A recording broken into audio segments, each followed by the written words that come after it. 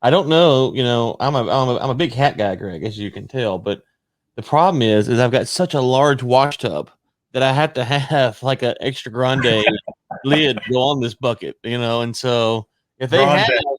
if they have one that's like, mega size, I think that one right here is pretty cool. It's got a Canadian leaf with oil drop. I'll be happy to support the cause by wearing one on live, on air. I'll pay for it myself. I like that real tree one. This kind of they got back channel with them, Greg. Let them know that hey, this man, his head, it's not really brain. It's just a lot of skull. There's a lot of There's a hard cranium. lot of thickness in there.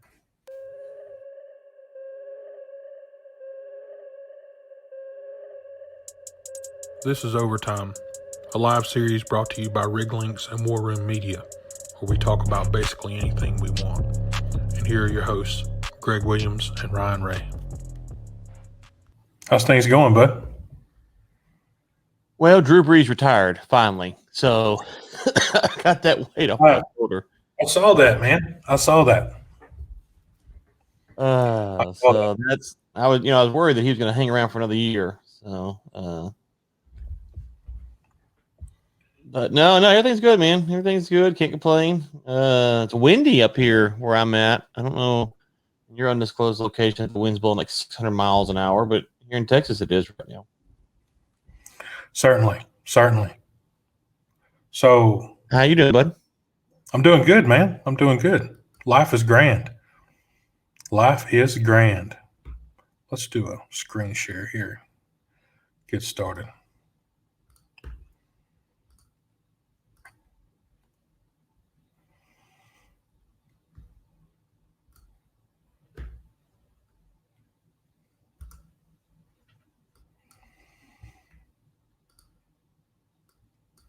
All right. And we got a sponsor, man. Look at this. Look at this. Yeah. Ryan, we have a new sponsor for the show. It's 14 and 7 Apparel. They're a small family-owned apparel company based in Alberta. They have roots in oil and gas and agriculture. So everybody get in there, download the Lynx application, and visit 14 and 7 and get your 10% off today.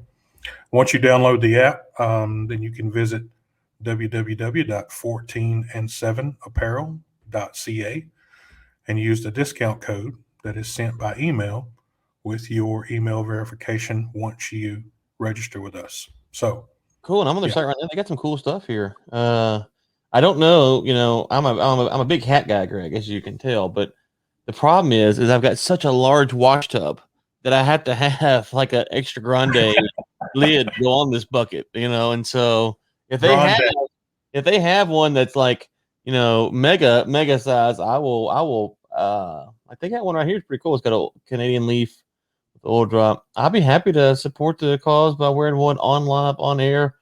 I'll pay for it myself. I like that real tree one. This kind of they got back channel with them, Greg. Let them know that hey, this man, his head, it's not really brain. It's just a lot of skull. There's a lot of hard. There's a lot of thickness in there. A lot. And so, but if they got one, I'll be happy to wear it on the show. That's the kind of guy I am. I'm a team player. I hear you. We'll see what we can get lined up there. We also got another one lined up for next week too, man. That's awesome. And so, this is an aside. I don't speak for Greg here, but camo. I'm from Louisiana. Greg's from Louisiana. So I think camo. So camo and oil and gas, like this Realtree Extreme hat they have, looks fabulous. And it's got the oil and gas, the Canadian leaf. I'm a hockey guy, so Canadians. I'm not against Canadians. I've been to Canada, Vancouver, been to Calgary. Man, camo and oil and gas goes together like peas and carrots. Man. It does, and you slap on a Canadian leaf. We've got the full Monty, as they say up north. So let's go. I'm excited. Okay. So thank you guys so much for sponsoring. Greg, you said we need to go download the app and work through it that way. Is that right? How's it work? Yeah, you go download the app, and once you register as a member, you will get an email verification in your inbox, and in that email verification will be the code to get 10% off. You should have the app already downloaded though, if you're like me. That's right. You should have the app already downloaded. But right now it is for new members, but we will be sending a email newsletter out this week, and the code will be in that newsletter. All right. So, look forward to it. Absolutely. But you have to verify they got the washtub size hat. I need a big bucket. Okay. The extra large. Big bucket. You need that snapback with 4 more snaps on it.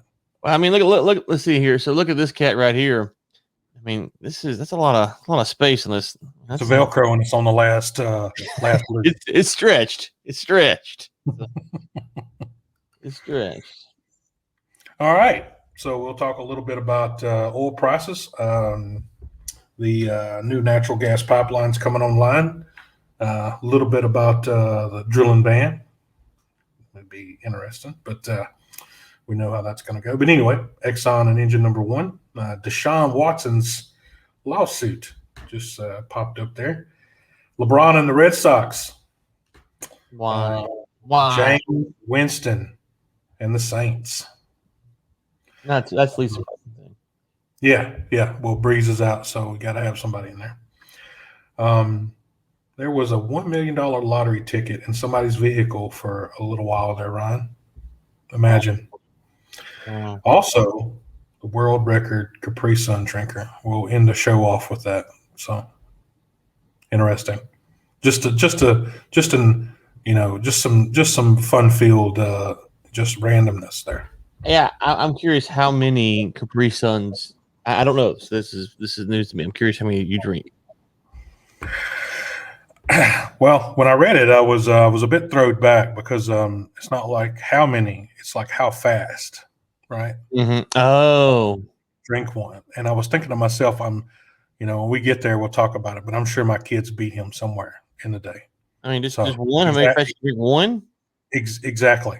Like that. Exactly. Like that. Like one. That's a record. That's a record. So okay. So I'm the new champ. We'll get there.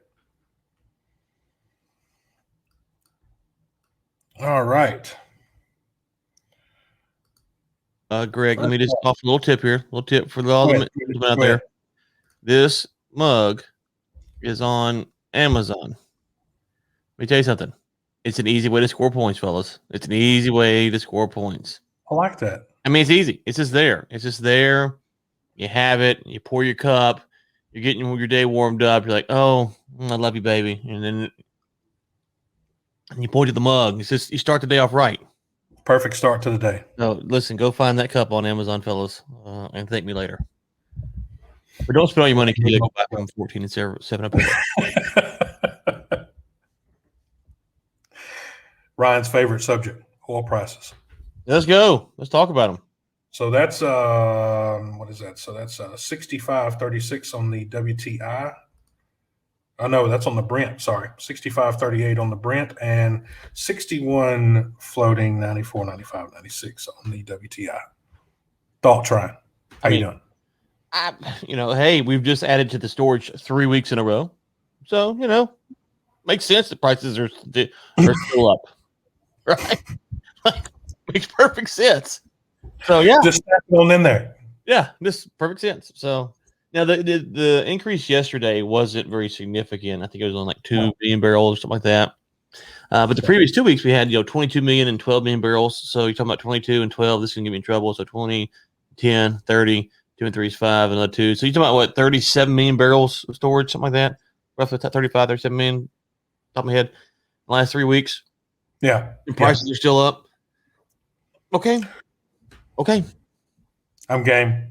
Yeah, I mean, but we have seen that the reports are coming out that the U.S. production on land hasn't really ramped up, and so so the Saudis said drill baby drill's over, and for now it appears that they're right. So we'll see how long that lasts, but it seems for now that they made a wise bet.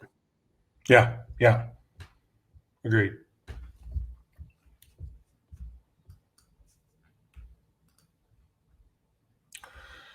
This next one there, Ryan, the 4 new natural gas pipelines coming online there in the U.S. So between November 2020 and January 2021, they had the Saginaw Trail Pipeline by Consumer Energy come online November 2020.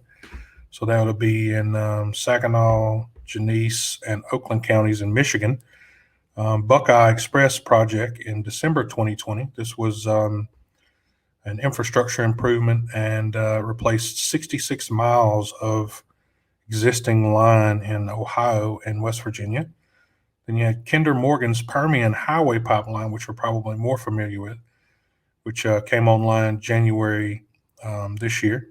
Of course, it has connections Permian, Katy, Gulf Coast, and additional connections heading down to Mexico. Then the Agua Blanca expansion of the Whitewater MPLX, which connects 20 natural gas processing sites in the Delaware Basin. So all four of these totaled for almost 4.5 billion cubic feet per day coming online in just 3 months. So Ryan, the current government administration is not standing in the way of any of these projects. So how long do you see that lasting?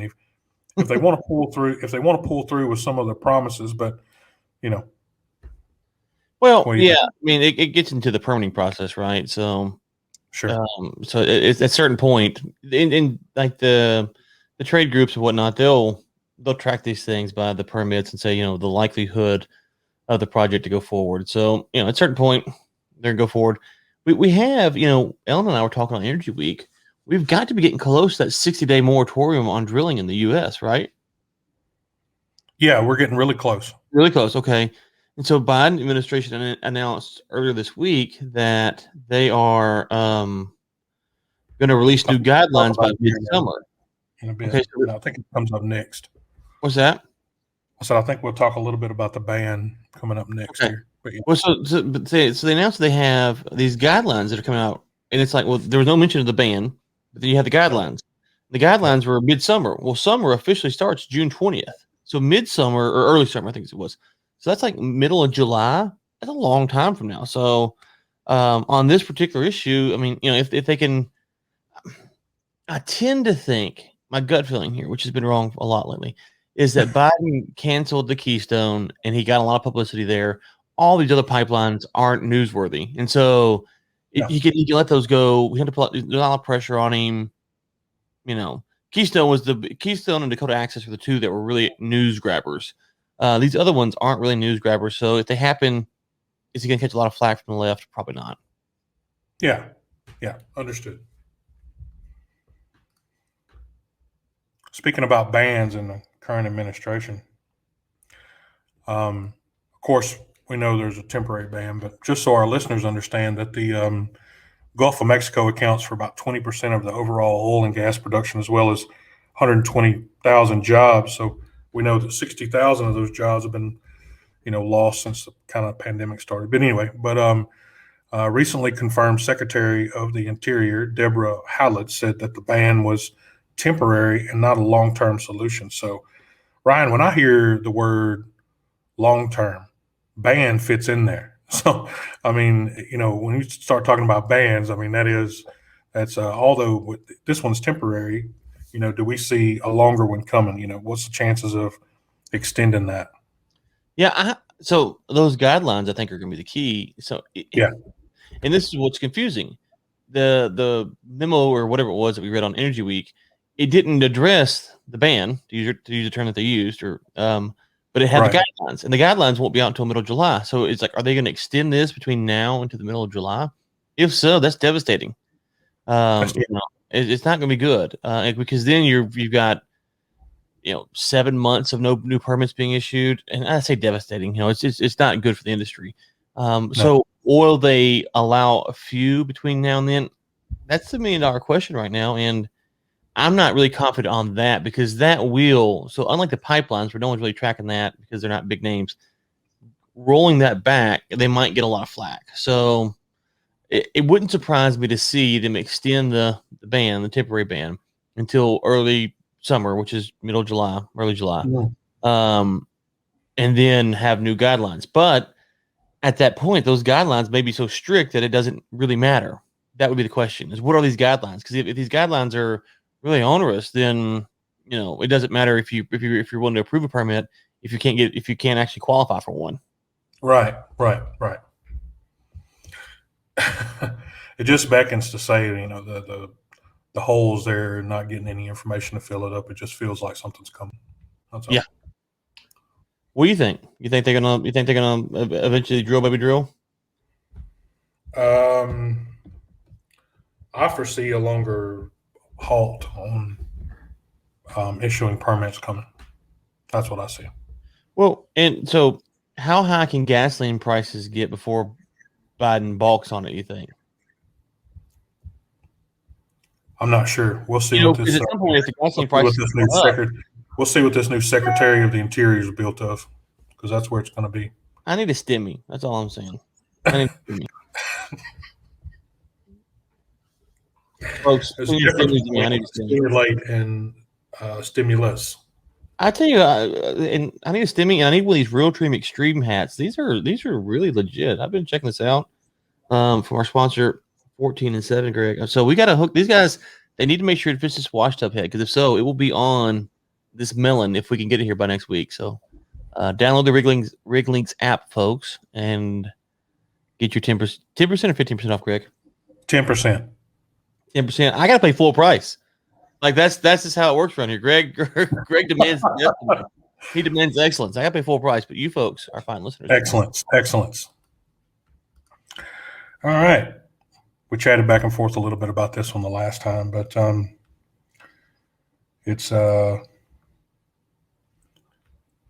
and Engine No. So we just passed back and forth a bit of email, but seems Engine One are being a bit more vocal again about Exxon's board of director changes and wants 4 of them removed. Yeah. Of course, they're speaking directly to stockholders. But now, Ryan, if I was a stockholder of a company and somebody outside of an organization is telling me that I needed to vote to have people removed from a board where it could potentially lead to loss of even more money for me, I'd be hard-pressed to listen to anything they had to say, to be quite honest. But unless they bought enough stock to have a majority say and, vote to have them replaced. But what do you think about this approach here? I think screw them commies. That's what I think. And I'm glad you brought that up, because I was going to tell you that we need to circle back around on that thing that you sent over to talk about it, because my schedule is kind of rebalanced out now. So if you still want to look at that, we can. But generally speaking, yeah, I mean, listen, there are, we've talked about, hey, maybe you should plant trees or do this stuff. There's nothing wrong with being environmentally friendly. And the best way to do it is to be willingly environmentally friendly. Because when you start to cede to the environmentalist, what you find is that you cannot meet their demands. So what you should say is, if you're ExxonMobil, hey, listen, we're going to replant 2/3 of the rainforest, or I don't know, whatever. Or we're going to do X, Y, and Z. And then you do it. And they say, that's not enough. Say, well, okay, sorry, we're one company. We can't fix the world. This is what we got to do. We have a vital product. We have to deliver. We're trying to do it clean. And this is our contribution, which comes to us at a loss or maybe tax credit to our company. So this is what we're doing. And if you don't like that, I'm sorry, but this is what we're doing. Because we start to play these games with them, then that's the problem. And so what happens with big oil is, and let's be honest here, big oil likes this Biden stuff we're just talking about, because it helps them out. The more onerous the regulations are, the better it is for big oil. So we're sitting here like, Engine No. 1 and Exxon, what's going on? Well, I'm sure on some level Exxon is frustrated because they're being pushed harder than they want to be, but I don't have a lot of sympathy for them, because they gave a lot of money to the Biden campaign. And so it's not like they didn't have a dog in both races here. So. No. I mean, just to add, I fully support Exxon nominating who they want to their board. I mean, if Engine No. 1 wants to get their own oil company and have stockholders invest in it, then go get it. But just so they remember that, Exxon's been around for over 100 years and they've made developments and breakthroughs that are in every area of our life. So if you want to sit back and criticize, don't leave out the good that's been done as well. So if anyone wants a refresher on what ExxonMobil's done for the world, then head over to their website. They got a full timeline there. So I agree fully. My only problem is that the big oil plays these games. And so I don't want to. This isn't. Sometimes they fall in their own trap. Right. So this isn't mom and pop operator out in West Texas who's getting just crushed by, the Biden regulations, and they didn't have nothing to do with it. This is Exxon's playing this game, and now they're having to deal with this problem. And me and you are presuming it's a problem. That's the other thing, is that we're not. I think if you go back and look, they gave 46%. Someone can check me on this. 46% of their campaign donations were to Biden campaign. And so Chevron, I think, was like 23%. At the last time I saw it. But anyways, so it's not as in knowing what Biden was saying when you're giving money to that campaign. It's kind of hard for me to be like, oh my gosh. I do think there's a great point about engine number one and what they're trying to do apart from Exxon. But from Exxon's standpoint, it's like, hey guys, you kind of want this on some level. Yeah. Well, yeah. Well, I guess we'll see what comes out of it.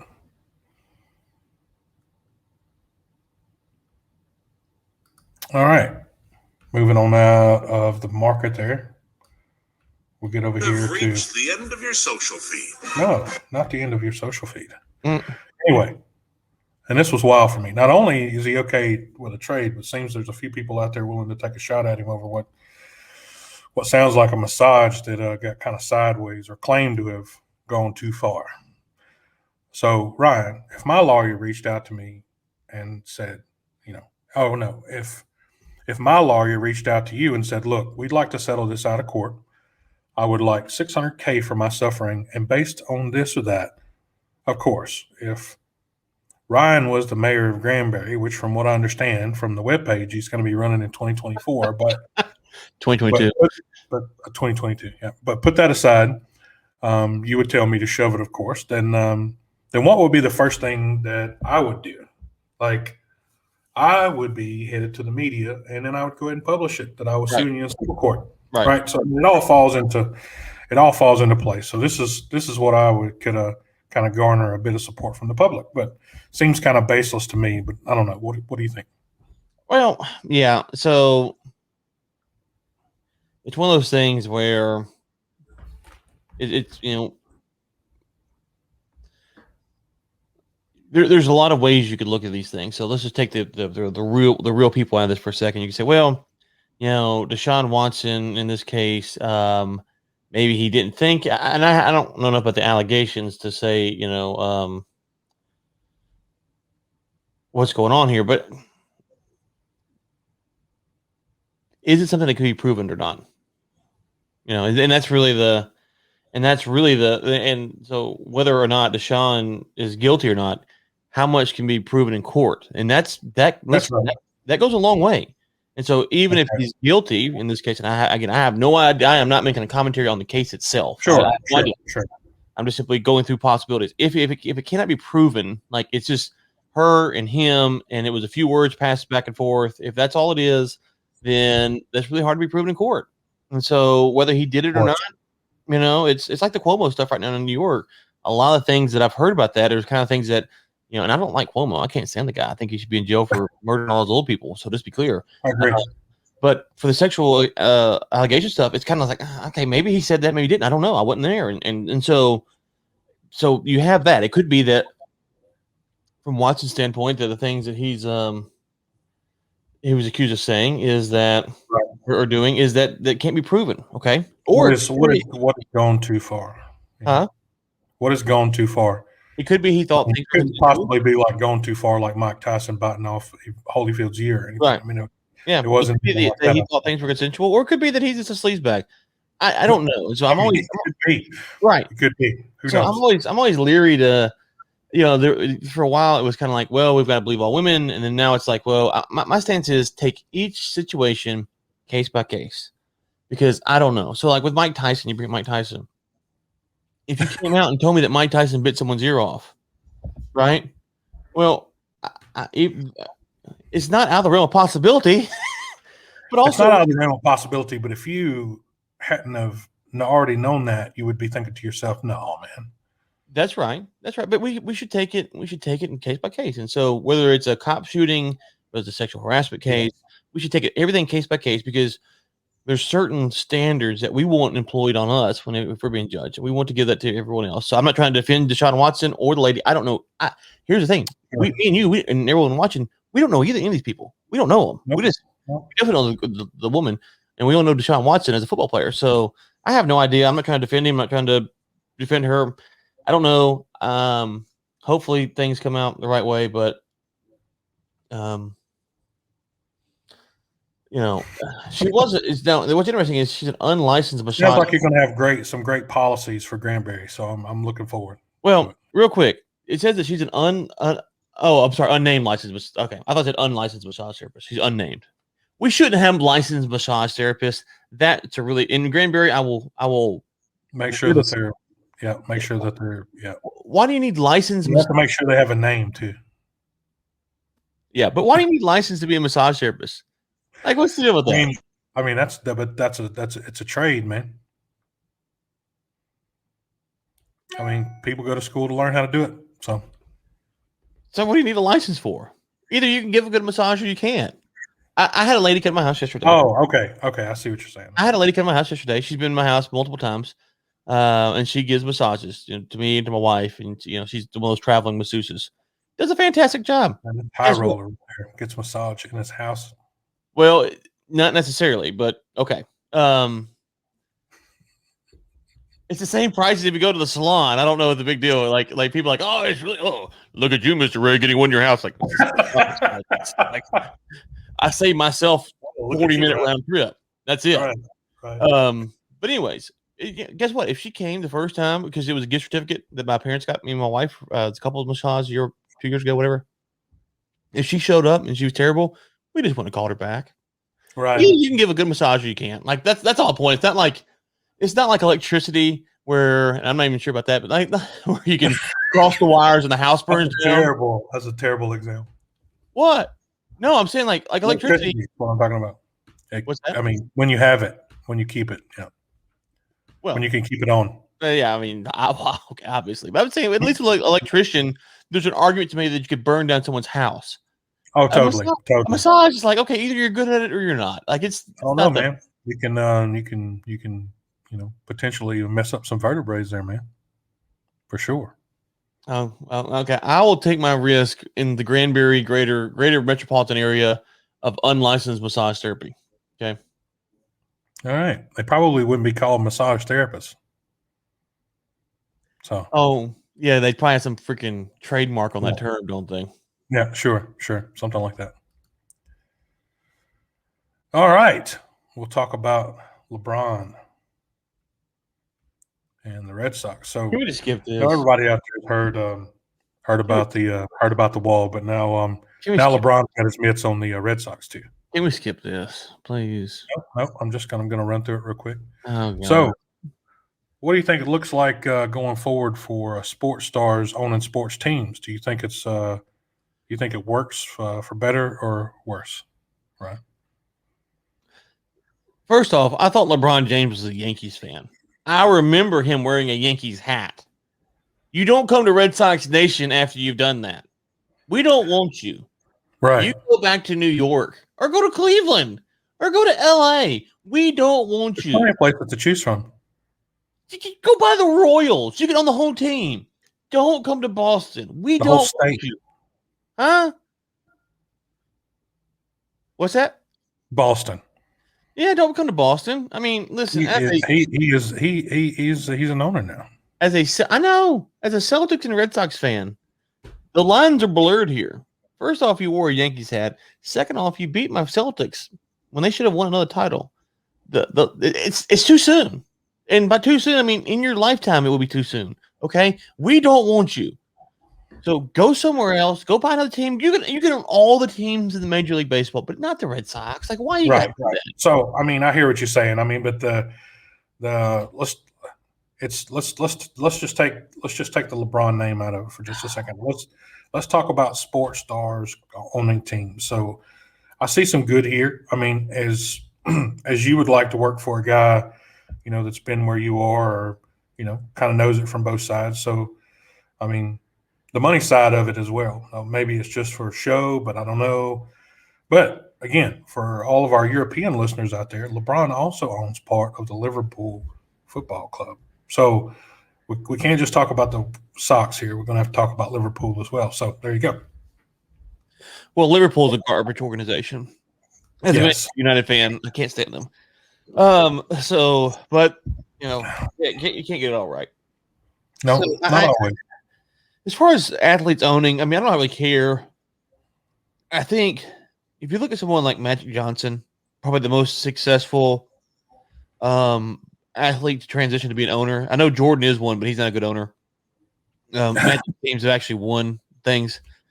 I think he struggles. Like if you watch his comments, he really struggles to be overly critical of the players, and I don't. I think it creates a weird dynamic. So they need a coach owner. Well, I'm not saying that. I'm just saying.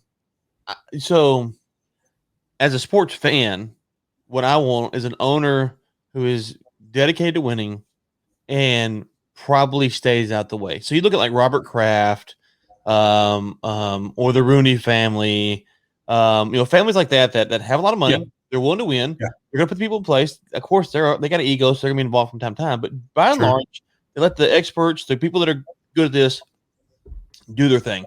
They create stability in the organization. I'm not sure how many players can bring that type of stability. LeBron's very passive aggressive as it is, and so. Sure. So I don't know if he can do it. I'm sure there's some that can, some that can't, just like there are current owners now. But I think if you're going to be a owner and you're a player, which means you'll be popular. Some of these owners want to be discreet. You're going to be popular. You're going to be out there. Everyone's going to see you. You got to be willing to say the hard things, and then you're criticizing the brotherhood that you came from with the Players Association. So I think that's where it gets kind of yeah, you're right. It's a double-edged sword there. However, LeBron, if you want to invest in this podcast, after 14-7 apparel goes away, we'd be happy to take you on. We'll take you. That's it. We'll open up a spot for you. Yep. You have to get in now, though. They're filling up fast. What about James Winston and the Saints? So, did you see that one coming? I like it better than Taysom. I don't like Taysom. I don't think Taysom's any good. What do you think? Oh, you're talking about what was that? Sorry, Taysom Hill. Oh, yeah. I would prefer James. I'd go with Winston. Yeah. Yeah. So, I'd prefer Deshaun Watson. That's what I'd really prefer, Deshaun Watson.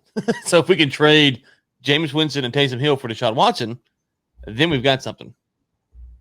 I agree.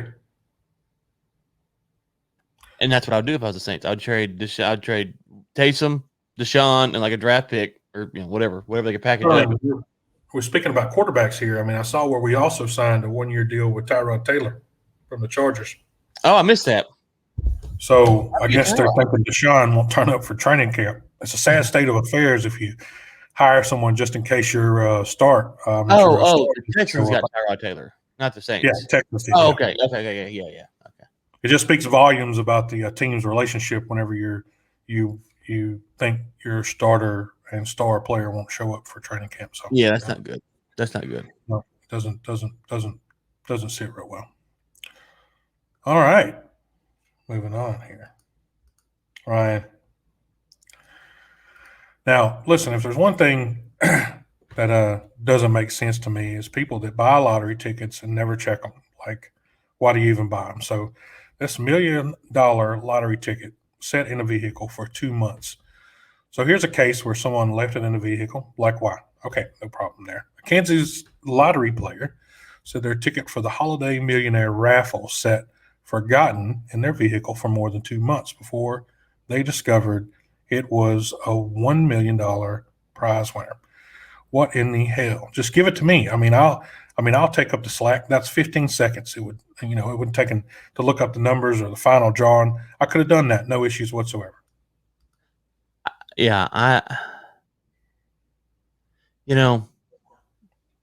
it's probably got a note written on the back of it. It's probably got a grocery list written on the back of it or something and put in the console. So let me ask you this.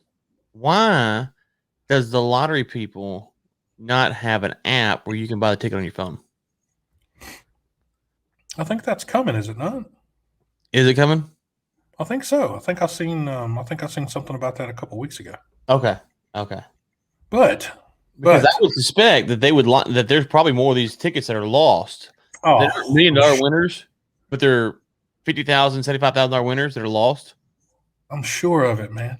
And so if you have the app, you've got to pay out every time. Ones that fell in that Never Land spot next to the seatbelt in your vehicle. Right. I'm sure that there's winning lottery tickets in there.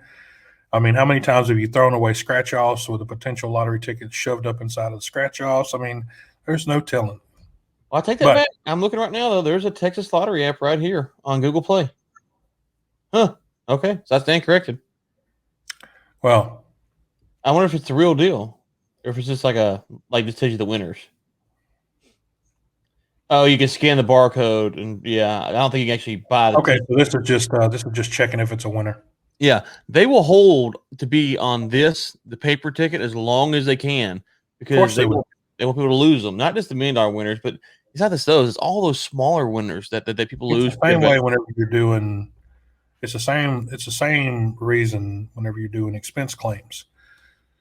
So the reason they want to keep on paper is because you lose 10, 15% of your receipts that you claim back. Yeah, well, right. It works in their favor. Exactly.